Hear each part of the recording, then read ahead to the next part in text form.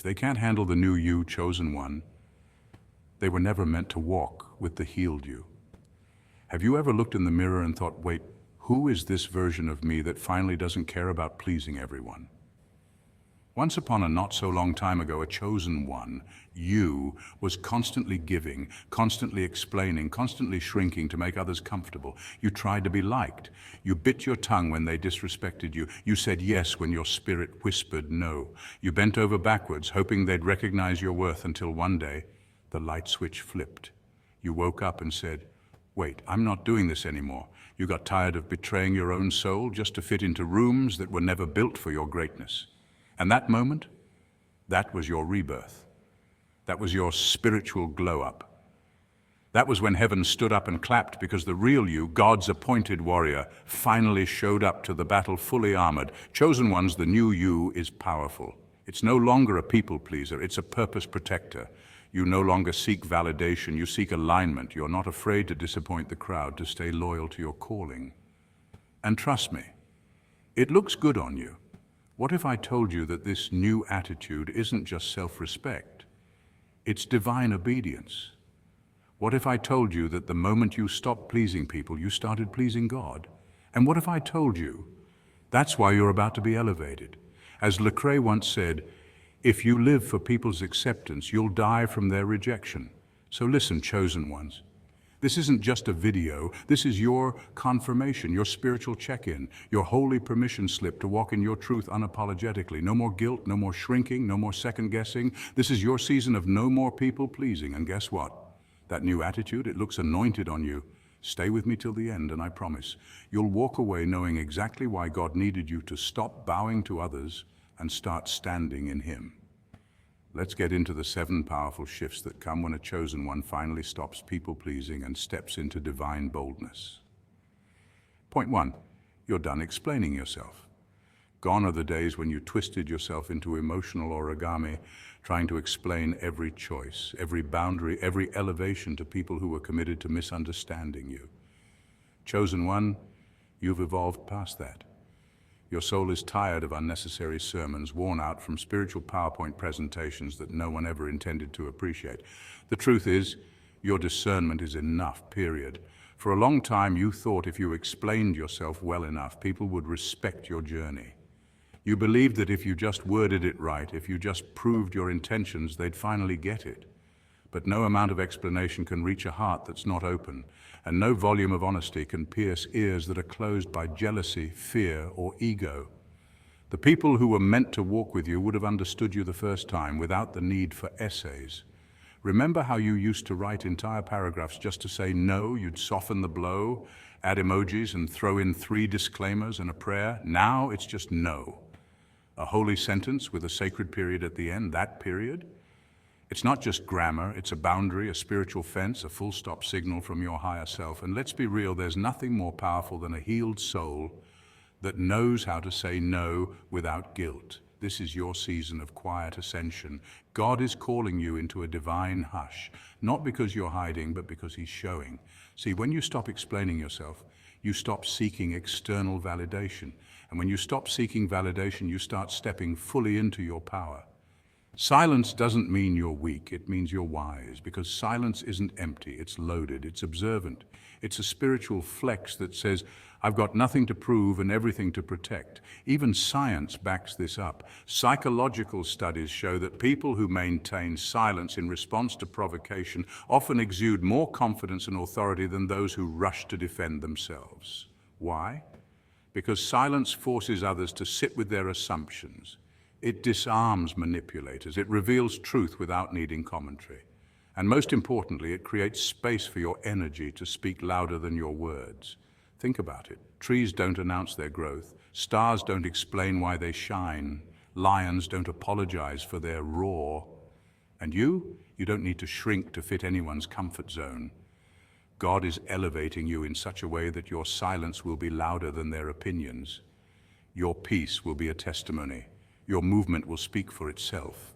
And the people who are meant for you, the ones aligned with your energy, your mission and your calling, they'll feel you even when you say nothing, because soul recognizes soul. They'll sense your strength in your quiet. They'll see your depth in your pause. They'll know that your silence isn't absence, but alignment. It's not rejection, but redirection. They'll respect you not because you explain, but because you don't have to. So let them wonder, let them assume, let them wrestle with the silence you used to fill with over-explanations. While they're replaying old conversations, you'll be building new altitudes. You'll be glowing without posting, healing without broadcasting, protecting your peace like the sacred art it is. This isn't about being mysterious or spiteful, it's about being wise. Your silence is your sanctuary now. Your discernment is your compass. You're moving different because you're different. You've leveled up spiritually, emotionally, and energetically. And that upgrade, it doesn't come with a user manual for others. It comes with boundaries, clarity, and a new relationship with peace. So, chosen one, stand firm in your silence. Let it be your prayer, your protest, your proclamation. Because when you stop explaining, you start ascending, and that, beloved, is divine power in motion. Point 2, you started honoring your energy. Chosen one, you've entered a powerful new chapter, one where your energy is no longer tossed around like freebies at a carnival.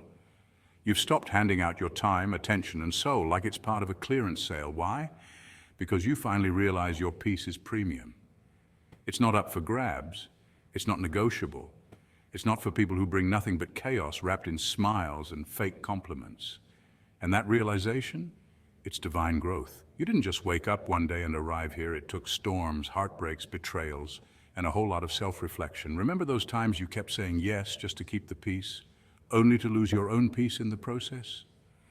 Every time you went along with something that drained your spirit, your soul quietly whispered, "This isn't right." But you didn't know how to walk away yet. You didn't know your value. Now, you hear that whisper loud and clear, and you listen. You're not attending every event that reeks of drama just because someone might feel offended. You're not replying to every chaotic text that throws your energy off balance. You're not stepping into every messy situation like a fixer, hoping to be the savior. Because you've realized your soul is not a sponge for other people's dysfunction. In psychology, this shift is called emotional boundaries. It's not selfish, it's self-respect. Studies in emotional intelligence show that people who set healthy boundaries experience less anxiety, higher self-esteem, and stronger, more authentic relationships. You're living proof.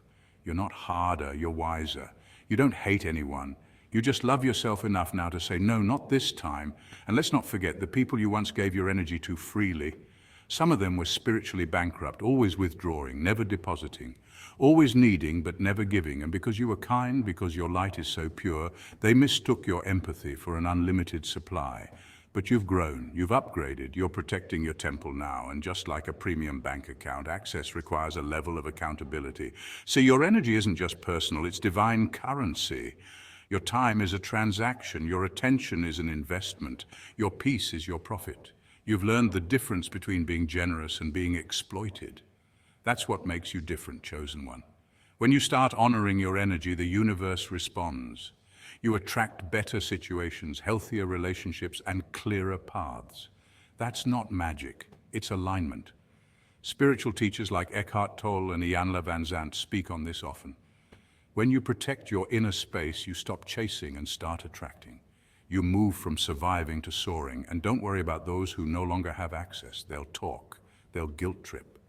They'll even claim you've changed. That's okay. You have changed, you've evolved. They don't miss you. They miss the version of you who didn't know boundaries. Let them sit in their confusion while you sit in your peace. You now understand your energy is like gold, precious, limited, and not for everyone. And like any rare treasure, it requires protection. Because when your energy is sacred, your life becomes sacred. When you stop pouring into the wrong people, you start overflowing into the right purpose. So no, you're not cold, you're clear. You're not distant, you're divinely focused. You're not rude, you're reclaimed. And the people who are meant for you, they'll honor your boundaries, not be offended by them.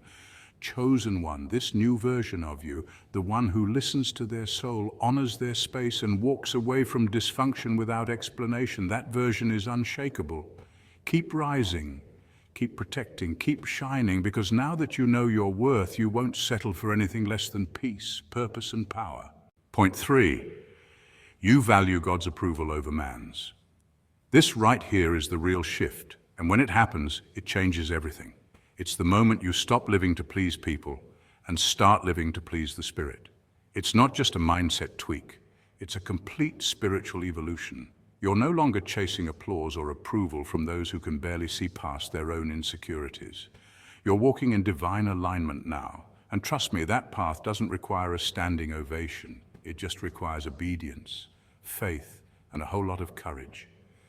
For a long time, maybe even most of your life, you tried to fit in, to be agreeable, to not rock the boat.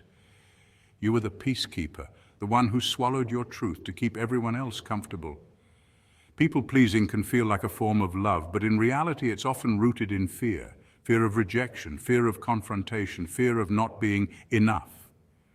You performed, adapted, and bent yourself into versions others liked, hoping it would earn you safety and belonging. But no matter how much you gave, it was never enough for some. Why? Because they weren't meant to validate you. They were meant to trigger your awakening. Here's where the transformation gets real. Once you stop people-pleasing, you start spirit-pleasing. That means you no longer live for claps, likes, or even understanding from others. You live to hear one voice, the voice of the Most High, saying, "Well done, my child." And if you've ever felt that in your spirit, you know it hits way different than any amount of human approval. It's a peace that doesn't shake when people walk away. It's an inner knowing that you're on the right path, even if you're walking it alone. Rejection used to feel like death. It would sting, paralyze you, and make you question your worth. But now, rejection is redirection, it's protection, it's confirmation. God allowed certain people to exit because their presence would have delayed your growth. You weren't being abandoned, you were being realigned. Sometimes God has to subtract to multiply. And when you look back, you'll realize every betrayal was a blessing. Every no was a necessary detour. And every exit was actually an entrance into deeper faith. Psychologically speaking, people-pleasing is tied to the brain's reward system. When others approve of us, we get a dopamine hit. It feels good temporarily, but over time, the cost of that external validation becomes too high. You lose yourself trying to be what everyone else wants. Spirit-pleasing, on the other hand, taps into something eternal. It's driven not by dopamine, but by discernment. It's not about feeling good for a moment, it's about being right with your Creator, even if that alignment costs you relationships, jobs, or popularity. And here's the plot twist. The moment you stop needing validation is usually the moment people start giving it to you. Why? Because confidence is magnetic. Authenticity is powerful. When people see you walking in truth, not needing their praise, they either get inspired or intimidated, but they feel it. You start to attract the right people, the ones who love your spirit, not just your surface. So, chosen one, stand tall. You weren't born to be everyone's cup of tea. You were born to be a vessel of light. Let them laugh, misunderstand, and walk away. That's not your burden. Your assignment is higher. Your calling is sacred. And when you're in divine alignment, the applause of man can't compare to the favor of God. This shift isn't just personal, it's spiritual. It's you saying, I'm no longer performing for the crowd, I'm walking with the Creator. And once you make that decision, there's no turning back. Because when heaven is clapping for you, you won't even notice who's not. Point 4, you finally set boundaries and kept them. Oh, this one is a whole sermon. Flexing your spiritual muscles through boundaries. Let's get into it, because this one is a whole sermon. Setting boundaries is one thing, but keeping them, that's a whole spiritual workout. And honey, that's where your inner strength gets tested, toned, and transformed. In the beginning, setting boundaries feels like standing in the rain with an umbrella that you're not sure you're allowed to open. You're worried about seeming selfish. You feel guilty for saying, no, I can't help you right now, especially when you've spent years being everyone's go-to, the fixer, the emotional support line, and the unpaid therapist. But there comes a moment, call it spiritual maturity, emotional evolution, or straight-up burnout, when you realize something sacred. Self-sacrifice isn't holiness when it leads to self-abandonment. Let that marinate, because in many spiritual and cultural spaces, especially those that glorify martyrdom or overgiving, we've been taught that saying yes all the time is noble, that being the bigger person means letting people walk all over us. But true holiness doesn't look like collapsing under the weight of others' expectations. It looks like being grounded in who you are, knowing your worth, your limits and your values, and honoring them like sacred vows. Boundaries are not a rejection of others. They are an act of radical self-respect. And here's the plot twist. They're not walls meant to keep love out. They're gates that guard the garden of your soul. They let the real love in, the kind that respects your spirit, your time, and your emotional bandwidth. The kind that knocks instead of barging in. The kind that says, I see you, and I honor your no just as much as I celebrate your yes. And let's not forget the neuroscience behind it. According to psychologist Dr. Henry Cloud, boundaries are crucial to emotional health. People with poor boundaries often experience chronic stress, anxiety, and burnout because they are constantly overextending themselves. Setting and maintaining boundaries is linked to higher self-esteem, better decision-making, and even stronger relationships. Why? Because when people know where you stand, they either step up or step out, and both are blessings. Now let's talk spiritual flex. Every time you enforce a boundary, you're doing inner work. You're retraining your nervous system. You're healing the version of you that thought love had to be earned through exhaustion. You're silencing the inner critic that whispers, you're being too harsh, and replacing it with a wiser voice that says, you're being true to yourself. When you begin protecting your peace without apology, things shift. People who once expected you to overextend start recalibrating. Some may fall away, and that's okay. God sometimes subtracts before he multiplies. Others will rise to meet the new version of you, the one who no longer feels obligated to trade her energy for approval. And yes, it can be uncomfortable. You may still have moments where you hesitate before hitting send on that boundary-setting text. That's okay. Growth rarely feels good while it's happening. But don't mistake discomfort for wrongness. In fact, that tension, that's your spiritual muscle growing. That's your discernment sharpening. That's you evolving into someone who doesn't just talk about self-worth, but lives it. Remember, boundaries aren't punishments, they're protection. They protect your purpose. They protect your alignment. They protect your divine energy from being siphoned off by people who were never meant to have unlimited access. So the next time someone says, you've changed, smile and say, yes, thank God I have. Because boundaries are evidence that you are no longer available for chaos, confusion, or emotional overdraw. You are not a 24-hour emotional ATM. You are a soul on a sacred journey. And guess what? You deserve peace on the way to your purpose. So flex those spiritual muscles, warrior. Keep those boundaries firm, kind, and rooted in love. Let your no be a full sentence and your yes be intentional. Because real love, the kind that lifts rather than drains, will never ask you to abandon yourself. Point 5, you're not afraid to be alone anymore. Once upon a time, silence scared you. The quiet was too loud, too unfamiliar, too full of thoughts you didn't want to face. Back then, you filled the space with distractions, noise, people, chaos, anything to avoid the stillness that felt like emptiness. You tolerated shallow conversations, kept fake friends around, and gave your time and energy to people who only took and never gave. You let energy vampires linger and let emotional manipulators dance in your space, all because the idea of being alone felt more terrifying than being mistreated. But oh, how you've grown, chosen one. Now, silence is your sanctuary. The same quiet that once haunted you has become your healing space. It's no longer empty. It's full of peace, clarity, and divine downloads. The silence no longer shouts with anxiety, it sings with wisdom. What used to scare you now strengthens you. What you once avoided has become what you fiercely protect. That's not just growth, that's spiritual maturity. Psychologically speaking, our discomfort with silence often stems from the fear of facing ourselves. According to mindfulness research, the average person checks their phone 96 times a day. That's roughly every 10 minutes. Why? Because silence makes us squirm. It forces introspection, and not everyone is ready to meet the unfiltered version of themselves. But here's where you've evolved. You faced that version. And instead of running, you sat with it, you listened, and you healed. That's what maturity looks like when your spirit does the growing. In solitude, you've discovered something the world tried to distract you from. God speaks the loudest when everything else is quiet. You've learned to stop begging for clarity from noisy places. You've stopped asking broken people to validate a healed version of yourself. Now you know. Not everyone deserves access to your presence. Your alone time has become sacred. Your personal strategy session with heaven. You don't fear being alone anymore because you've realized you're never truly alone. Solitude, to the spiritually awakened, is not loneliness. It's intimacy with the divine.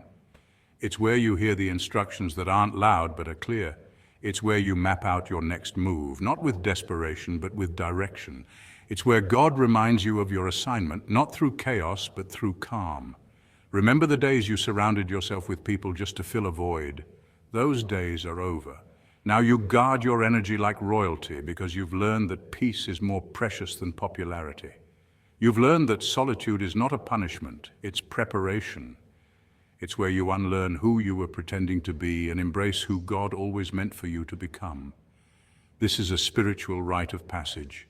Every chosen one must go through the wilderness, the season of isolation, the stripping away of false attachments, and the removal of distractions that once felt like necessities. But in that wilderness, something beautiful happens. The chatter of the world dies down, and the voice of God becomes unmistakable. Now you don't chase people, you attract your tribe. You don't beg for attention, you command respect, and you don't fear quiet, you crave it. Because in the quiet, you found clarity. In the stillness, you've discovered strength. In the solitude, you've become sovereign. That's the mark of true spiritual maturity, not just quoting scriptures or knowing sacred texts, but embodying peace, mastering your energy, and recognizing that sometimes the most powerful thing you can do is simply be still. So if you're in a season of solitude, don't fight it, embrace it.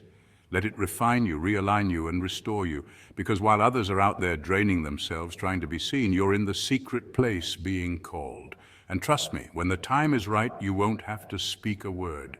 Your peace will announce you. Silence used to scare you. Now it saves you. Point 6, you start moving different, and they notice. You're walking into rooms with a different posture now, and it's not just about how you hold your head high. It's about the aura you carry, the light that follows you, and the peace that surrounds you. You're not asking for permission anymore. You're not shrinking yourself to fit into spaces that were never built for your greatness. You're done begging for seats at tables where your value was overlooked, your spirit was dimmed, and your power was misunderstood. Instead, you're out here building your own table, custom-made, solid, rooted in truth, and people are shook. Yes, shook because they never expected you to find your power without their permission. Let's be clear, they say you've changed, and you have, but not in the way they're trying to twist it. You haven't changed out of spite. You evolved out of necessity. You upgraded spiritually, emotionally, and energetically. You grew out of environments that only watered you enough to survive, not to thrive. You stopped settling for surface-level support and started demanding soul-level respect. You went inward. You chose healing over drama, peace over chaos, boundaries over people-pleasing, and in doing so, you became someone they could no longer guilt, gaslight, or manipulate. And now their discomfort is loud, because the version of you they could control is gone. That old version of you, the one who tolerated nonsense for the sake of keeping the peace, is buried in grace and wisdom. You're not even mad at them. You just outgrew the level they were stuck on, and they know it. That's why the whispers are getting louder, the comments more passive-aggressive, and the invitations fewer. But don't let it faze you. You weren't meant to stay hidden forever. See, God is elevating you in public now, not for vanity, not for show, but because you chose him in private. When no one else saw the tears, the prayers, the lonely nights, the inner battles, you still chose him. When you could have clapped back, you stayed silent.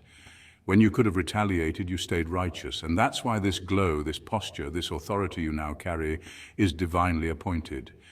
Elevation always exposes people. Not everyone can handle your healed energy. It's potent, it's pure, it's protected. That's why some folks are allergic to your presence now. It reminds them of what they refuse to heal in themselves. It's not your job to shrink so they feel comfortable. It's your job to rise. Let them talk, let them watch, let them wrestle with the version of you they can no longer access.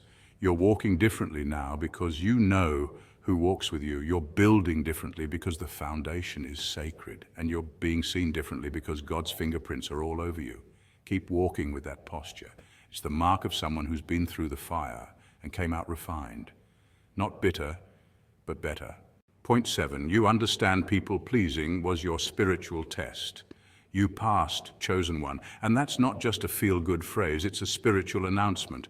That strange sense of clarity you're feeling, the inner calm after the storm, that's not random. That's the shift. That's the divine promotion in motion. You didn't just survive those seasons of betrayal, silence, confusion, and self-doubt. You transcended them. You stared down the temptation to shrink yourself, contort your values, or betray your own soul just to fit into places God never sent you. And now, the reward is here. See, God is never careless with his chosen. Every test you endured, every moment you felt unseen, undervalued or misunderstood wasn't just spiritual warfare, it was spiritual training. Think back. Remember how much you craved acceptance, how you stayed quiet to keep the peace, went along to get along, and smiled through disrespect because you feared being alone. God saw it all. But more importantly, he saw when you snapped out of it. He saw that quiet awakening in your soul when you decided you'd rather walk alone in truth than be embraced by a crowd that only loved a version of you that was muted. Being chosen isn't about popularity. In fact, it often guarantees the opposite. You were set apart, not set up to be liked. You were built to carry light, not to dim it for comfort's sake. And now that you've passed the test, the real test, you've been cleared for elevation. That shift you feel, that's you graduating spiritually. No more spiritual discounts, no more offering sacred pieces of yourself to people who treat you like clearance. You're no longer giving VIP access to people who couldn't even handle general admission. Why? Because you've learned the secret. People-pleasing was never kindness.